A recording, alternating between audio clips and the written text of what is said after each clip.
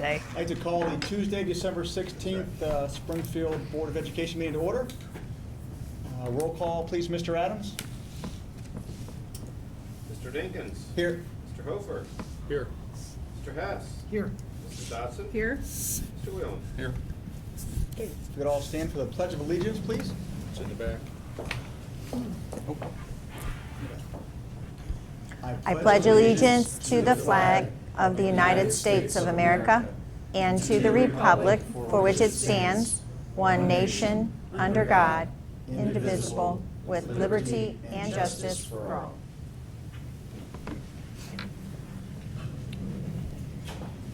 Okay, we're going to start off this evening's meeting with a presentation from our curriculum director, Jolene Reinhardt. Jolene, it's all yours. My pleasure. Good evening, members of the board and my esteemed colleagues and our guests in the audience.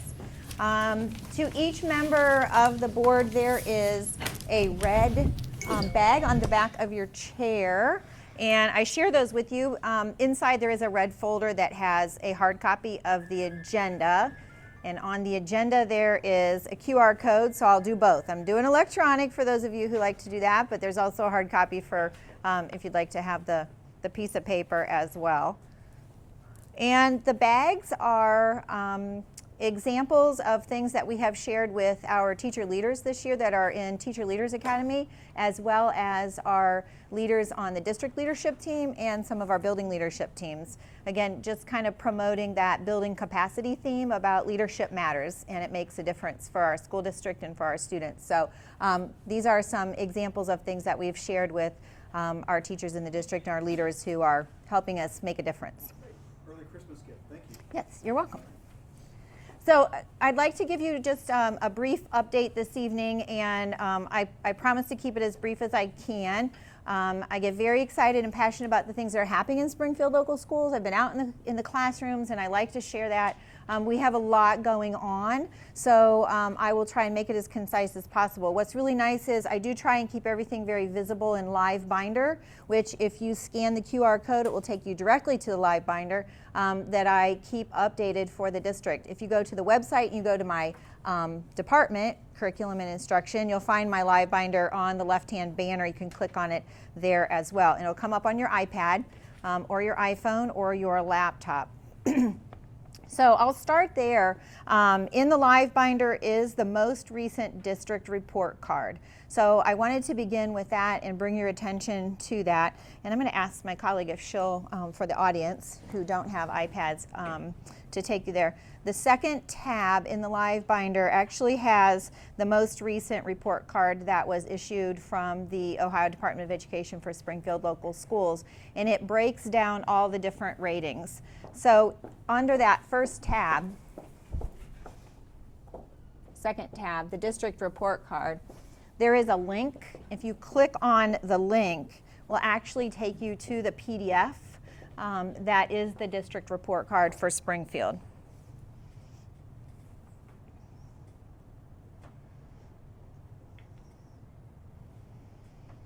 And what it gives you there when it loads is it gives you a snapshot of all the different areas that are now graded based on the different percentages that are based on measures of achievement, attendance, graduation, gap closing, those different areas that the state now evaluates for each school district. So you get a snapshot on the first page, but then across the top there are tabs that will go in depth for each one of those. So the overview page is the page that comes up. And then the second tab, our achievement tab, actually breaks it down and gives you the achievement, and it will give you the performance index as well as indicators met and indicators not met. So that's what makes up that achievement component of the report card. So instead of going through each and every one of these, I wanted to show you where the information is very accessible. This is visible to the public. Any of our constituency can log in and find this. It's very visible. I wanted to show that to you. On the main page, the overview, the good news and the bad news, kind of in a nutshell.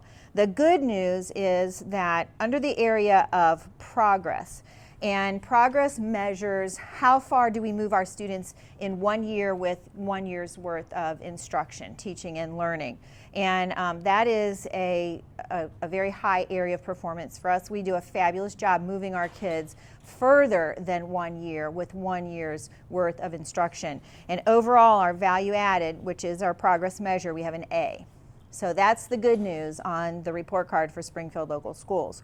The part that we really need to pay attention to, which is the not so good news, are the data that goes towards achievement and gap closing.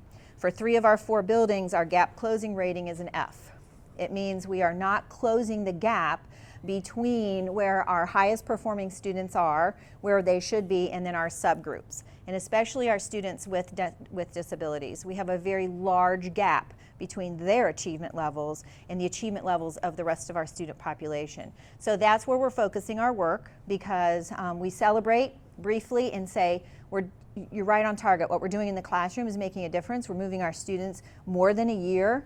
We have an A rating overall for value added, but, and it's a big but, we have to continue to work very hard and focus on these areas that we are not achieving that kind of progress. So that's kind of an overview of the report card, and when you have a chance, you can dive into those tabs, and it'll give you all the information. It gives you information per building as well, not just the district. Okay? So that was the first thing that I kind of wanted to bring to your attention, because that's what we started with this fall, is let's uncover the bad news, and let's celebrate the good news, and then let's move forward with our plan. So the next piece of that is really, so what are we doing about those D's and F's on the achievement and the gap closing portions of the report card? And what we're doing, of course, is we're focusing on those things that will give us the greatest bang for our buck in making a difference. So this year, we're really focused on our teacher-based teams. We have a very well-developed and highly functioning district leadership team now. They, for the last 15 months, have been very focused and have turned out the district action plan, have updated it. It's very focused on what we want to specifically accomplish in our reading scores, our math scores, and this year we have a third goal, so I'll share that with you too, climate and culture. What are we doing to address the attendance rate and engagement level of our students in each one of our buildings? So the district leadership team has just done a fabulous job. The building leadership teams have met, and they're working really hard as well, looking at, very honestly, what is the level of implementation for some of these things that the district leadership team has identified as necessary adult behaviors in our classrooms. So we have that. So this year now, we're really focusing on developing that next level of leadership, and that is our teacher-based teams. And of course, that's where the design occurs. The teacher-based teams, that's where design of learning and teaching all happens, and we really want to get them to that level where they are highly collaborative in their practice, and they're designing rigor and high-level kinds of learning for our students. So that's a big focus this year. They are using a book by Carol Ann Tomlinson on how to create differentiation in the classroom. So our teacher-based teams, that's the practice we're focusing on this year and next year. And the strategies that they're looking at as part of incorporating into their design is, how do we truly differentiate and personalize learning for our students? Because that's how we're going to close the gap. We're going to close the gap when we can personalize instruction. We know where every child is, and we can then prescribe what they need so that we can close that gap. So those are two of the biggest areas that we kind of jumped into at the beginning of the year, and they really are a continuation of the conversation that we focused on last year. We started talking about, how in-depth are we using formative assessment practices in the classroom, and this year we're using the real-time data from those formative assessments, and the teacher-based teams are bringing that data to their meeting, and they're using it to identify who needs what, and then they're designing the what, so that we can better meet our students' needs. And again, all of this is included in the live binder, and if you look under the tab that says, let's see,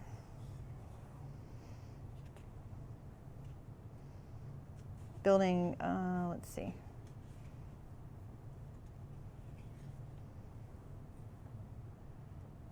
I want to say I had it in a tab in here for the Ohio Improvement. I had a link. Let me see if I can find it. Yes, under the tab, Building Leadership Capacity, the first tab, the Ohio Improvement Process, is actually a link to the live binder that we use when we meet with the district leadership team, the building leadership teams, and we're also adding teacher-based teams as far as some minutes and things that they're learning to incorporate into their practice. So there is a direct link under Building Leadership Capacity to the Ohio Improvement Process, which is what we're using. So I wanted to show you that that's all contained within this live binder, kind of a one-stop shop for information. Within that live binder, the next point on the agenda that I wanted to share with you is we have really refined and cleaned up for communication and clarity purposes the 3 goals that the district action plan is focused on. And those 3 goals are included in this second binder. So Mary, if you could click on the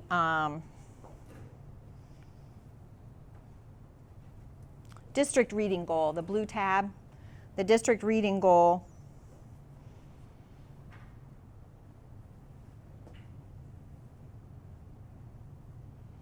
And there is the template that we use, and that is the approved template for implementation, monitoring, and measuring that the Ohio Department of Ed asks us to use for the CCIP. So we have really updated, cleaned up, and clarified what our specific actions are. And the nice thing about the template is it talks about what are the expected adult behaviors, the adult indicator behaviors. What do we want to see the adults in our district doing, and we're measuring that behavior, because that is an identified behavior that will make a difference then in that next measure that we take, and that is what is our student achievement. So you can find these in that live binder, and again, I try not to make too many copies. I like to keep things clean and accessible.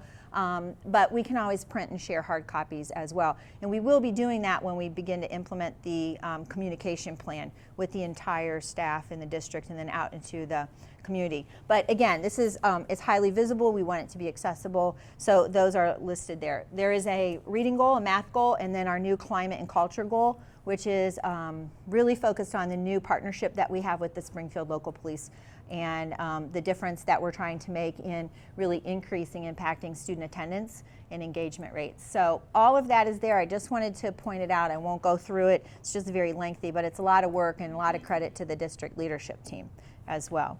So the next point is just all of the things that we're doing to build capacity in the district. And again, just focusing on the difference that leadership can make. And some of the things that we're doing, of course, is the Teacher Leaders Academy. We have 21 Springfield teachers who are participating in Teacher Leaders Academy. And those are very high-level focused conversations, brainstorming, design, sharing philosophies, defining philosophies, which again just kind of dictates what kind of practice I have in my classroom with my students. The other thing that we're really focused on as far as building capacity is we are looking inward or internally for expertise.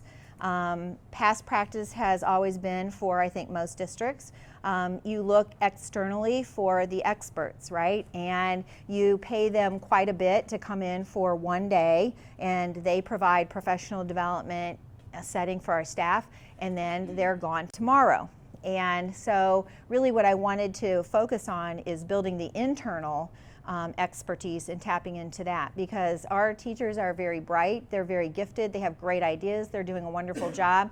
And what we're not doing is we're not asking them to share that with their colleagues. So one way to build capacity is to tap into all of the internal expertise that we have, and that's kind of it's a double reward. We're not sending lots of extra money out to external expertise. We're actually supporting our colleagues here in the district. So that's another focus that we have this year, and I think that it again is kind of it's a win-win.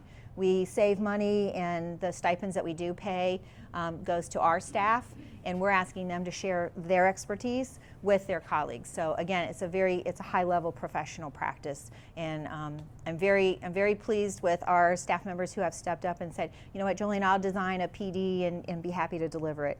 And we have Rob Lane here at the junior high, who has designed the very first 100% online professional development for Google Apps for our staff. Anyone can sign in and take it, and they can get up to 6 hours of professional development certificates for completing them. And I just want to say, you know, kudos to Mr. Lane for a great job. And he's way ahead of the curve, and he's really helping us, you know, push forward with the things that he's doing. So not only in the classroom, but he's sharing with his colleagues. So I'm very pleased with that.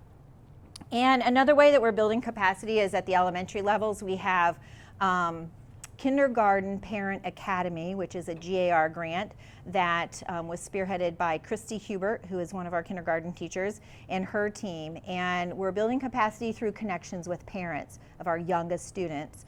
And very pleased with the very first academy that we held. We had great attendance. I'll defer to Mrs. Meadows for possibly a number. For the second one or for the first one? For the first one? The first one we had, which was the day that the tornado. Sorry, second one. The second one we had Yes. probably about 58 parents here.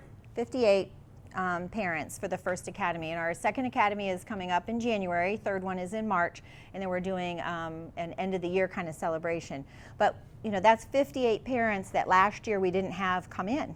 And we're working with them, giving them some really cool strategies that they can use with reading to their children. We're going to teach them how to ask higher level questions when they're reading with their children, not just, you know, what color is the wagon, but actually get them to think about how do you ask higher level questions and get your child to become a critical thinker. So that's another way that we're building capacity in the district too, and I'm very excited, very pleased, and very proud of all the things that are happening. But yet they're all really focused as well. We're not, you know, we don't have 200 arrows anymore going in 200 different directions. We really do have a lot of alignment happening. So I think we should see some good results in our student achievement in the next couple years from that.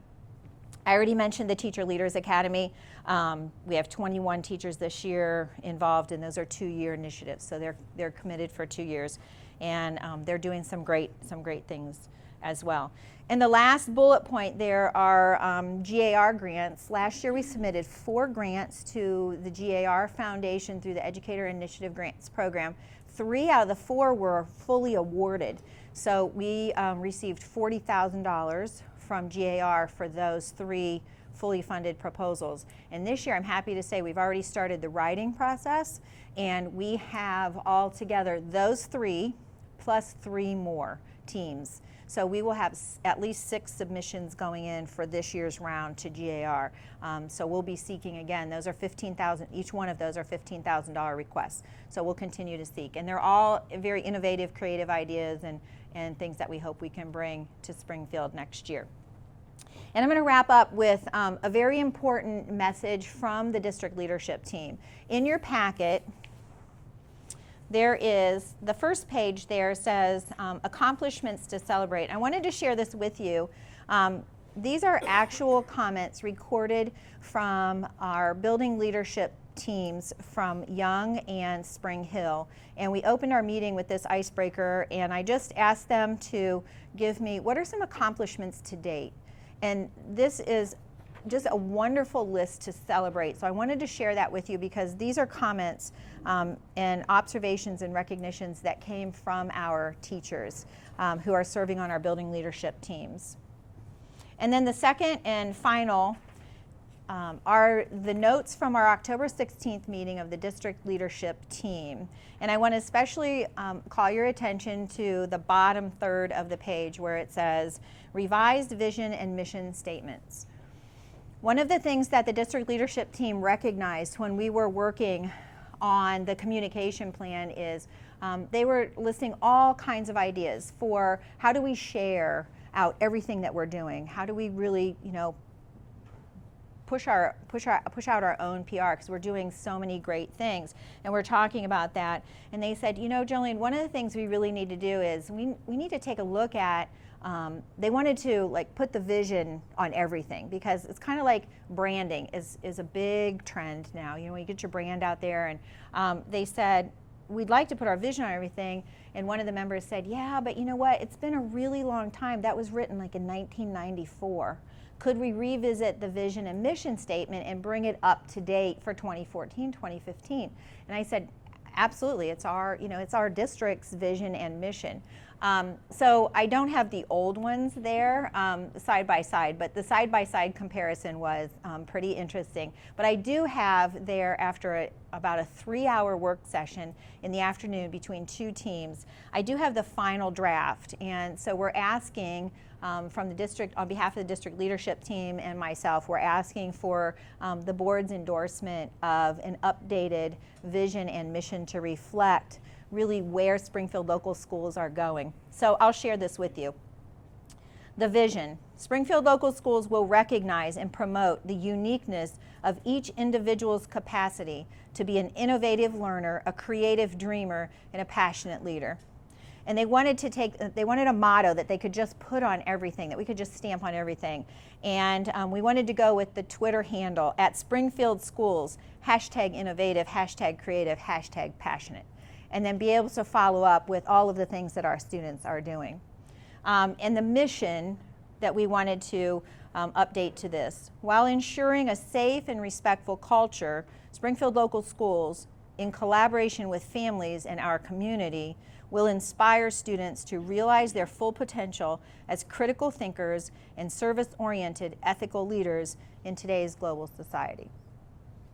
There was a lot of discussion, a lot of brainstorming, a lot of editing that went into those 2 final drafts, and the committee reached consensus on these were the 2 that they wanted to recommend for final endorsement from our Board of Education. So I will wrap it up with those. Very exciting. I find it very exciting because I saw the work that went into coming up with these, and they're very different. They're very updated from the current ones. Not to say that those haven't served their purpose very well, but we really wanted to be reflective of 2014, 2015, and I think they did a great job. So at this point in time, I'll turn it over and ask you, what questions do you have for me? I guess I have a question. I hope I can state this in a way you understand it, because I'm thinking it in my head. But you talk about the more than a year and a half's worth of improvement, but then you talk about the gap. We don't close the gap between the kids with learning disabilities and the students that are at the higher level. If the students at the higher level achieve more than a year's worth of improvement, and the students at the lower level achieve a year's worth of improvement, does that then widen the gap and we get penalized for that, or is that taken into consideration then? Well, actually, the gap is measured by the percentage of students who are meeting the annual measured objective. Okay. So they're actually not related measures, Okay. which is why there are 2 different places on the report card. You get credit for your value added, for the impact that your teaching, your instruction has had on students. You get credit for that. That's the value added. But when they take the students' achievement scores, it still shows that we have far fewer students in subgroups hitting the proficient mark than we do our general population. So that gap between, let's say we only have 43% of our students with disabilities hitting the anticipated goal of proficient, but we have 86% of our general population hitting that. That gap between 86 and 40 something, that's an unacceptable gap. So Okay. we need to continue to really focus on increasing the access that our students with disabilities have to the curriculum, to the content, because we need to close the gap between the percentage of those students who are making the annual measurable objective and our general population. That's the gap that they're measuring. Okay, I gotcha. Yeah. All right. It's just also complicated that it's. It's I very. don't know, it just it- seems like they overcomplicate things for Yeah. everybody. For The new report administrators card and is very teachers, different. Yeah, Mhm. In touching what Glenn just stated, which is so true, so complicated, if you were explaining this to just an average, a parent who doesn't really know a whole lot about the district report card and what they go through and stuff, what would you say are the most important factors that a parent should be looking out for when they're looking at our district? I know the yearly progress is something that is critical and it's strong for us. So to kind of just button it up, I guess, and a couple things that they should be looking out for, the main points. The main point is the fact that our value-added score is an A, which means our classroom teachers, the instruction that they provide actually moves our students at least a year, if not more. I think that's huge. That means our teachers are doing a really, really great job in the classroom. That's that good news piece. Right. And then the other piece is the achievement, is that achievement. We still need our students to be here every day. We still need them, to be engaged with all of the opportunities that we're providing to them, take advantage of that, because we still have subgroups and we still have some areas, especially in mathematics, that we're not hitting the mark. So those are the two biggest points that I would say to parents. Right. We need your support. We need your support for this one because it will make a difference if we have a complete triangle with parent, child, and teacher in school. It will make a difference on the achievement side, that's the piece that we're trying to address. The value added, the things that we're doing in the classroom, we're doing really well, really well. And I would assume if we're moving the children more than a year's worth in the classroom, some of it must be getting lost somewhere. Is that during the summer break, or are we losing some of the progress that we made when the students come back from summer break? Is it students that are starting too far behind, and we just, even if we move more than a year's progress, we can't catch them up? I mean, where are we losing the progress that's being made? Neil, Absolutely, both points. If I can interject, I think part of the problem here, Neil, is some of our students, when they begin kindergarten, are very far behind. So that's something that I think this district will need to take a look at in the future, is getting those preschool students ready to achieve in kindergarten. Whether that's expanding our preschool program or working with local daycare centers. But we have lots and lots of students who begin kindergarten here who just aren't ready. And summer slide is always a contributing factor to your students who are already struggling and your lowest achievers. Summer slide is always a contributing factor. There's proven research behind that as well. So we have some kids who start way behind the 8 ball, and we move them, it's just they were already way behind the 8 ball. Right. So, yeah. When you talked about adult behaviors, who were you speaking of? Were you speaking of the teachers or adult students or? Yes, great question. So in the district action plan for each one of those goals, there is a specific identified adult behavior indicator. And it's defined in the little box. Most of the time, it's our teaching staff. So 100% of the teaching staff is expected to use timely data from formative assessments. That's an expected behavior. So it's defined, and then what we do is we measure. So to what degree do we really have, what percentage of our teachers are truly using timely data from formative assessments to inform their instructional practice? Because that's an adult behavior, that's a strategy to improve and move student achievement. Now the kindergarten parent advisory, you started that when? This year? Yes, that's the Parent Academy Yes. for kindergarten, parents of kindergartners. That is new this year and funded by GAR grant. Okay, when is it, where is it, and how long is the day? I mean, is it one day? It's actually, it's an evening event, and Oh, we have okay. them quarterly, and we ask the parents to bring their child because we want to build interactivity between parent and child. We want to model for parents what are some ways they can interact with their child to help their child become a better reader. So we're focused on young readers, early literacy, and what can parents do. So we're trying to build that. We encourage them, of course, to bring their child with them, and the evening is designed for them to interact with their child. For the parent to gain some skills and some ideas about what can they do with their child at home that will actually increase their child's success as a reader. And when is the next one? You said January? January 12th, 12th. and that one will be held at Young. And then the third one will be March 10th, and that one will be held at Spring Hill. And then we have an end of the year celebration and recognition. We're going to celebrate the parents, and oh, they're also doing a book study. We bought them Mem Fox's How to Read Aloud to Your Child, and they each get a copy of that at the next academy. They ordered it, and we used funds to buy them, and it's just a really cool book that's highly recommended for parents. So we'll do a celebration in May and just recognize all the parents for participating and celebrate that. The session that they held this fall actually was right after one of our board meetings out here.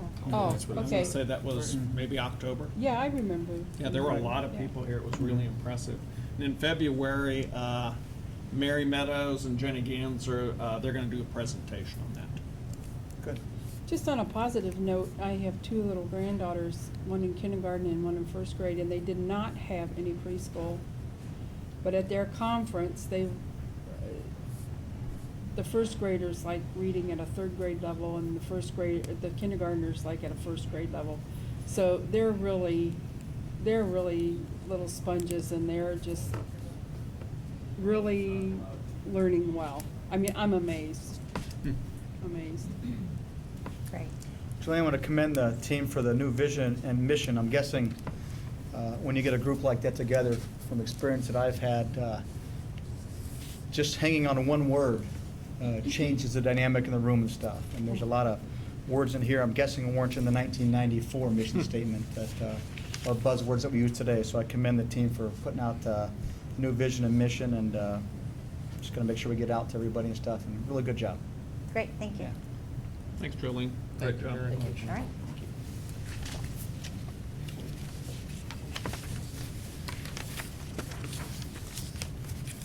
Okay, moving on to item number 5, approval of minutes. It is recommended the board approve the minutes of the regular meeting of November 18th, 2014, listed in Exhibit 1.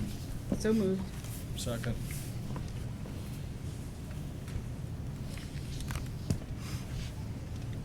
Mr. Whalen? Yes. Mrs. Dodson? Yes. Mr. Hess? Yes. Mr. Hofer? Yes. Mr. Dinkins? Yes. Item number 6, citizens' comments on agenda items. Citizens' comments on agenda items are welcome at this time. Seeing none, moving on to item number 7, payment of bills monthly. It is recommended the board approve payment of bills for the month of November pending audit, listed in Exhibit 2. So move. Second.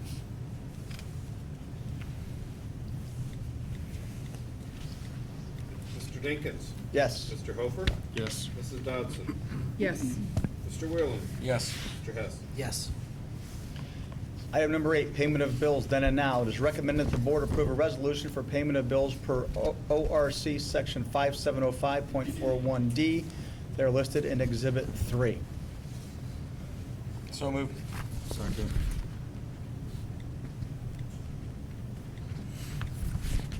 Mr. Hess? Yes. Mr. Whalen? Yes. Mrs. Dodson? Yes. Mr. Hofer? Yes. Mr. Dinkins? Yes. Item number 9, acceptance of financial reports. It is recommended the board accept the financial reports from the treasurer for November 2014, listed in Exhibit 4, 5, and 6. So moved. Second?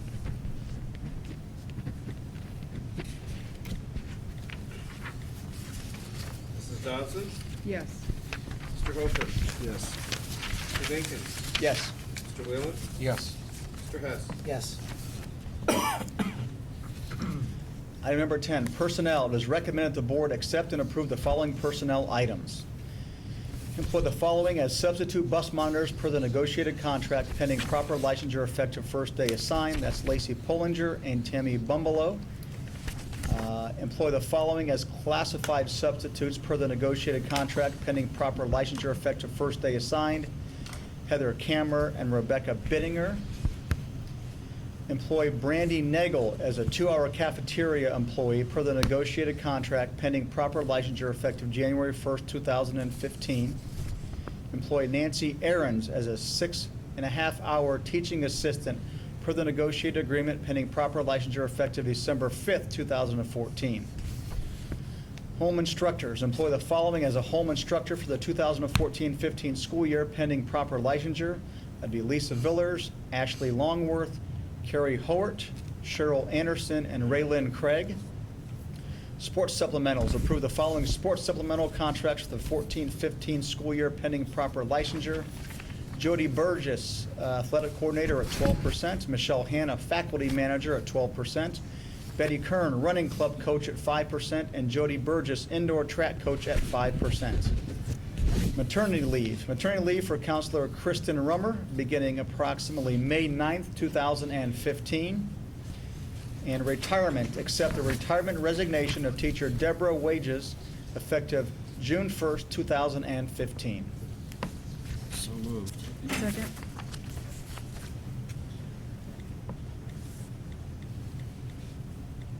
Mr. Hess. Yes. Mr. Whalen. Yes. Mrs. Dodson. Yes. Mr. Dinkins. Yes. Mr. Hofer. Yes. Item number 11, fund transfers. Recommended the board approve a resolution authorizing a transfer from the General Fund 001 to the LFI Construction Fund 004 in the amount of $185,000, $185,265.31. So moved. Second?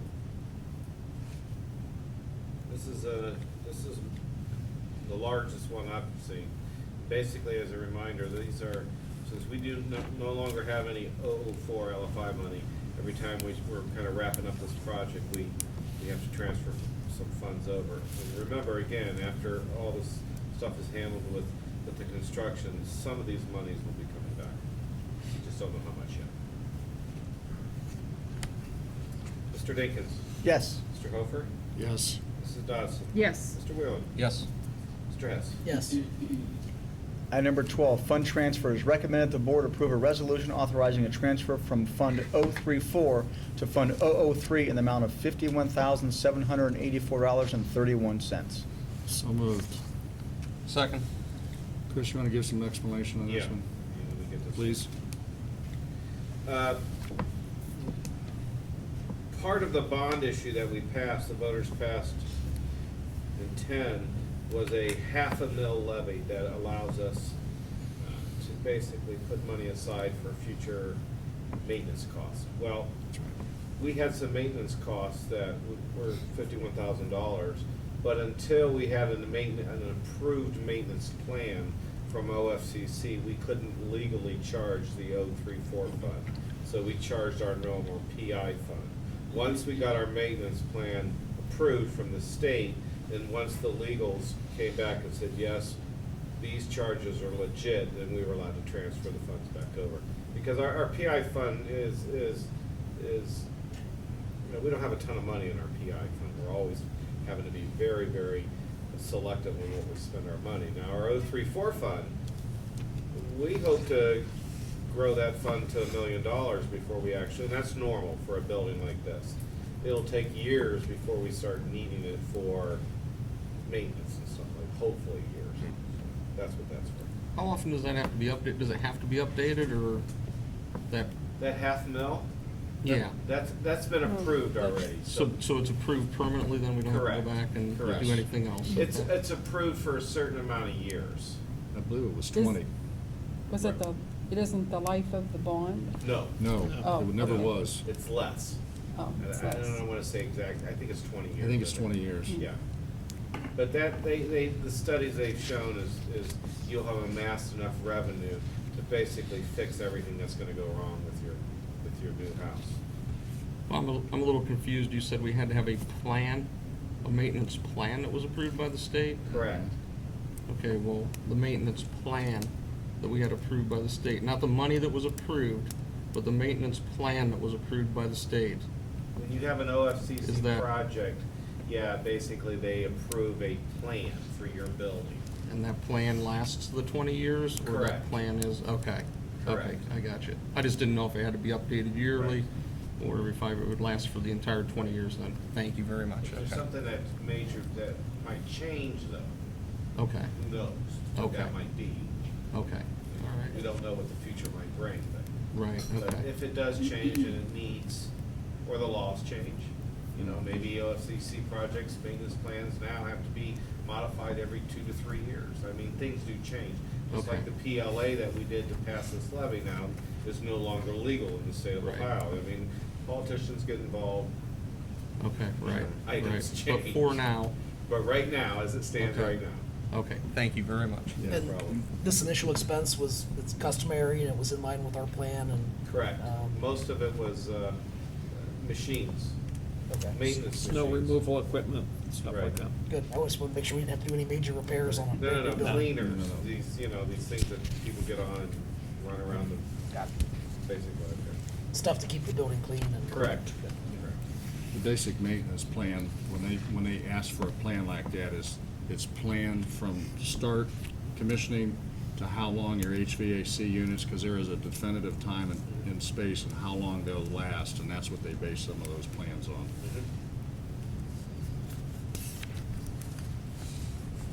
Mr. Dinkins? Yes. Mr. Hofer? Yes. Mr. Wheelan? Yes. Mrs. Dodson? Yes. Mr. Hess? Yes. Item number 13, tax advances. Recommend the board approve a resolution authorizing the advance of local taxes by the county fiscal office for the 2014 tax year payable in 2015 listed in Exhibit 7. So moved. Second? Mr. Dinkins? Yes. Mr. Hofer? Yes. Mr. Wheelan? Yes. Mr. Hess? Yes. Mrs. Dodson? Yes. Item 14, OSBA membership. It is recommended the board continue membership in the Ohio School Boards Association for the year 2015. The annual membership dues are $6,058. So moved. Second. Mr. Hess? Yes. Mr. Wheelan? Yes. Mrs. Dodson? Yes. Mr. Hofer? Yes. Mr. Dinkins? Yes. Item number 15 is recommended the board approve joining the OSBA Legal Assistance Fund at a cost of $250. So moved. Second. Best deal we have in the state. Mr. Hess? Yes. Mr. Wheelan? Yes. Mr. Hofer? Yes. Mrs. Dodson? Yes. Mr. Dinkins? Yes. Item number 16, President Pro Tem.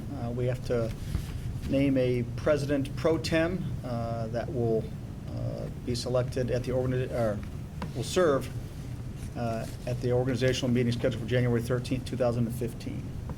I'd This say is you, Bob. Time when we do it? Yeah. Okay. All right, so it's recommended the board name myself as President Pro Tem until the 2015 president is selected at the organizational meeting scheduled for January 13, 2015 at 6 p.m. So moved. Second.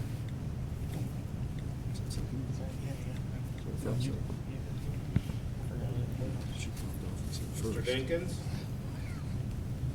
Abstain? You can vote for yourself. Mr. Hofer? Yes. Mrs. Dodson? Yes. Mr. Wheelan? Yes. Mr. Hess? Yes. All right, item number 17, policy review.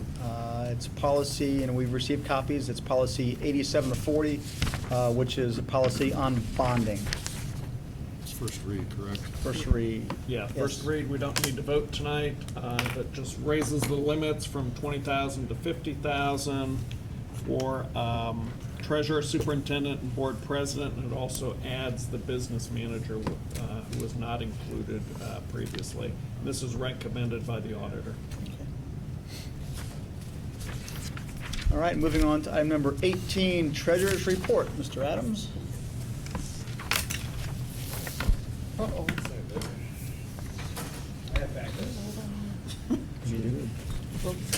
Oh. There goes your backup, huh? Might be even worse. Uh-oh.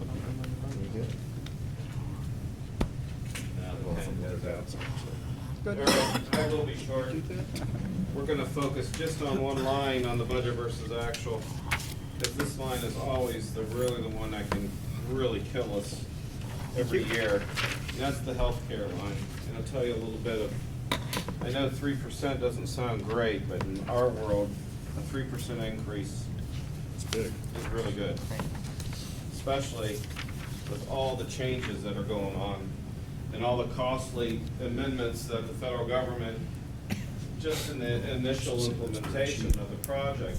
Oh. Every year we get together with our insurance agent, Bob Lamb, to come up with what we try to, some innovative ideas to really steer people, what I think, to make the most cost-effective and wise decisions. Sometimes the most cost-effective aren't the most wise decisions, so obviously you can't steer people or recommend, but a lot of times it is.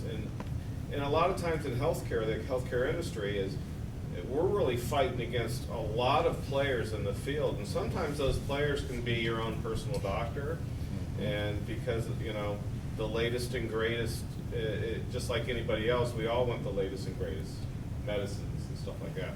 But that's not necessarily what's best for the patient, and it might not necessarily what's best for Springfield local schools.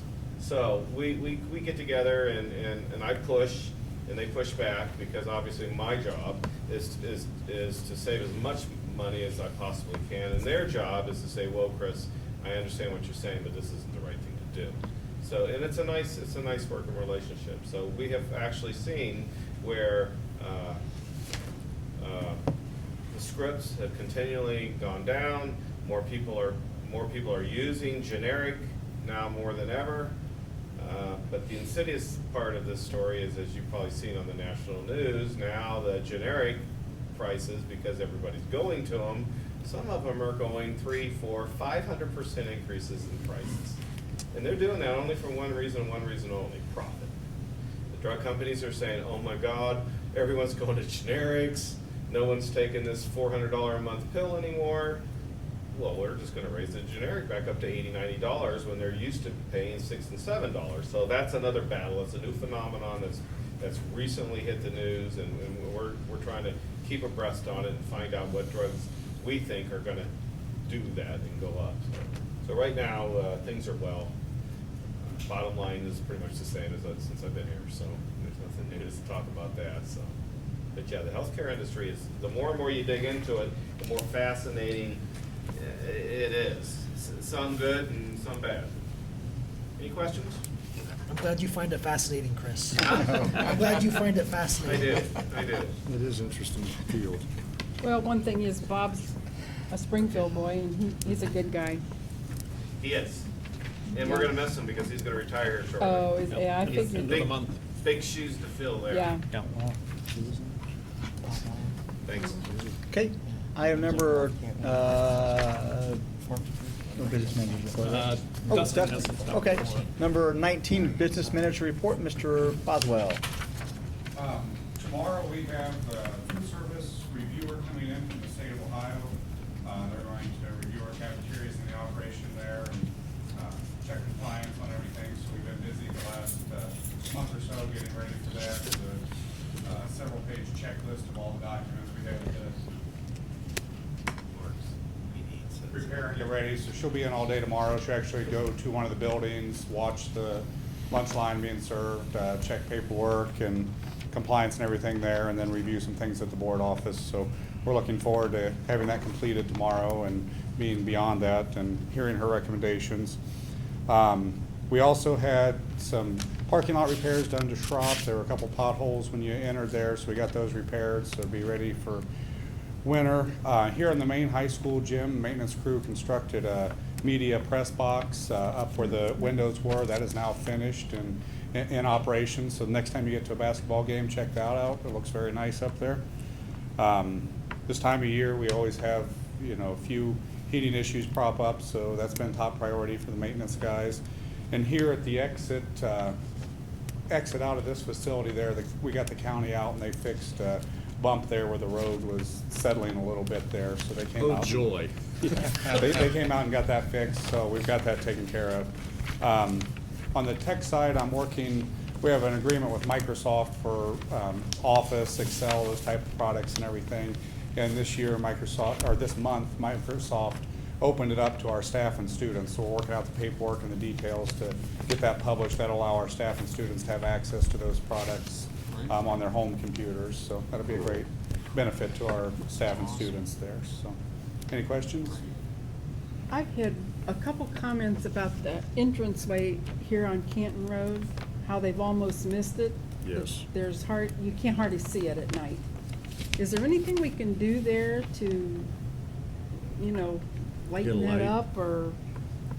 We are doing our walkthrough, our 11-month walkthrough this Friday with the construction folks, so we can discuss it with them. Yeah. If you, really needs a when light. you pull out tonight, if you just make a left and come back through there, and imagine you didn't know that was there, because that was marked to my attention too.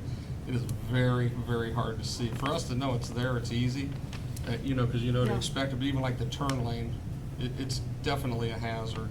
And, if a light could be put up there, it'd be great when you do the walkthrough. We'll make sure we discuss that Friday during the walkthrough. Thank you very much. For safety purposes, Just a absolutely. street light there Yeah. would be Yeah. wonderful. Right there on the Yeah. corner. I'm surprised that it was never put in. Mhm. Thank you for taking care of that bump down there. I know some bus drivers have knocked on my window and said the jar on it from stepping off the concrete to the street is pretty severe.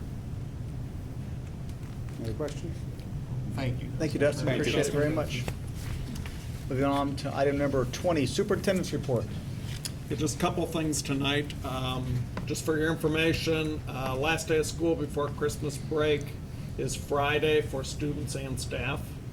So they are quite excited. I'm sure the little ones at the elementary schools are probably very, very excited. Our next board meeting is scheduled for January the 13th. There is also a boys' basketball game that night at 7:30 with JV starting at 6. I don't know whether you're interested in moving up the start of the board meeting to 5:30 like we did tonight, or just leave it at 6. But there is a conflict in this building, so it's going to be a busy place. I'm fine with anything, whatever. 5:30 would be fine. 5:30 would be good. 5:30, Neil, you all right? Let's do that then. Let's go We'll ahead do and the go 5:30. January 13th at 5:30, okay? Finally, just Merry Christmas to everybody, Happy New Year, have a great holiday with your families. Thank you very much. You too. To all of you. Too. Thanks, Bill. Yep. Moving on to item number 21, items worthy of your note. December 22nd, like Bill said, winter vacation begins. January 5th, kids come back to school, classes resume. January 7th is our first late start, 2-hour delay of the new year. That's January 7th. On January 15th is the end of the first semester.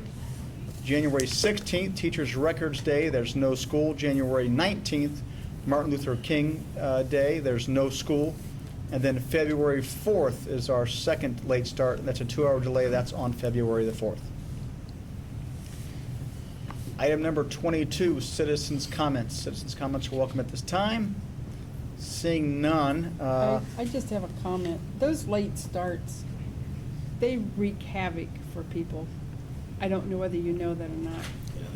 I've had a lot of people comment. That's interesting you say that, because the first year or two, I heard that a lot. The last several years, I haven't heard a word from anybody. You know, I'm 'Cause starting, That's surprising. I still hear that from working moms that, yeah. And we try to balance late starts and the need to provide professional development for our teachers. I know the purpose of it, but I'm just saying it, and Bill, if we didn't do the late starts, what does that mean to the professional development? We would have to send people outside the district at district expense to do it. Right. couldn't And they? it's hard to do large group Yeah. development. It becomes very piecemeal. You just don't have the collaboration. Right. If I may say Yeah. that. Right, no. I You think know, it's- Well- you might send them out to a meeting, but we're sending one person, and then, come back and share, but there's no built-in time to share. Right.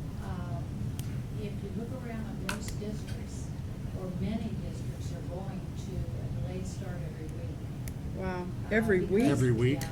Oh. Because the teachers, I'm just saying, that's what they're doing. You know, But the teachers need time with but think of even the teachers that have students. I mean, you know, I'm not saying yes or no, I'm just reporting that I many of my colleagues in our discussion, I think Yeah. Jolene would, you know, Well, this- there has to be you a know. If you time if you I- try to for I these un- I people, the understand- difference in I our understand staff it. I'm this just year, relating. having that time to work together is unbelievable, or well, I shouldn't say unbelievable, but it is. It's valuable. It's I very, very understand that. positive, and we're getting things done that there isn't any other time to do them. I didn't mean to speak for To do it outside others. the school day, that's a negotiated item. Right, oh, I- And yeah. teachers would need to be paid extra for yeah, it. I know. So we're trying to be fiscally responsible like we've done for the last 8 years. Yeah. Right. So, Well- it's a creative way to provide professional development, and I agree, it is not always convenient for parents. Okay. Hope that was all right, I chimed in, but No, I think it it's is- good to let people know It's why- a passion I have this year. I think it's good to let people know why, because Yeah. they just, I think a lot of parents don't understand, well, why can't they do it some other time? Well, there's so many factors to go into it. Well, And I there- think there's just people need to know. There isn't another time. Over the past 6 years, we've tried different models, and it always has been, that you have, you know, 1, 2, 3, and it isn't any good to have information in isolation if they're not going to have an opportunity to work together and to put it in the classroom, and then to have time to get back together and say, okay, this is what we did. How'd that work for you? How'd that work for you? How can we change it? What, you know, we're supposed to be looking at data on initiatives, but if there's no time to come back together and look at the data, it's, you know, it's just, it's a nothing. I don't know. It's- Times are my changing. grandson said one time about something, Yeah. that's a nothing, and kind of. Right. But I know that the 712 staff has done an amazing, I think, amazing job of utilizing the time and carrying it into the classroom and really making a difference. Thank you, Ms. Furley. No, That's a good thank you explanation. for Thank you very letting much. me editorialize No, there. that's good.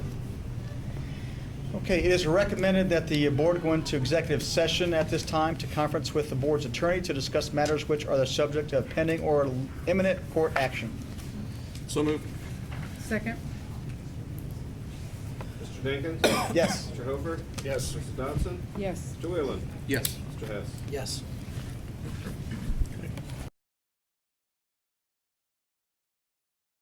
All right, we're back out of executive session.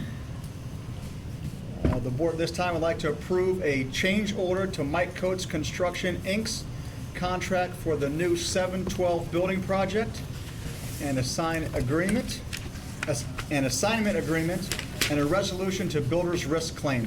So moved. Second.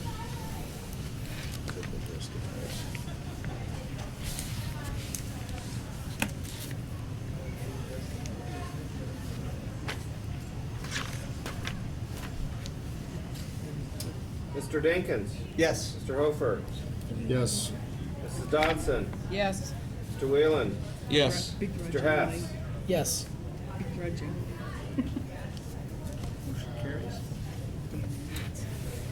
Okay. It is recommended the board adjourn at this time. So moved. Second? Give me a second, I'm still.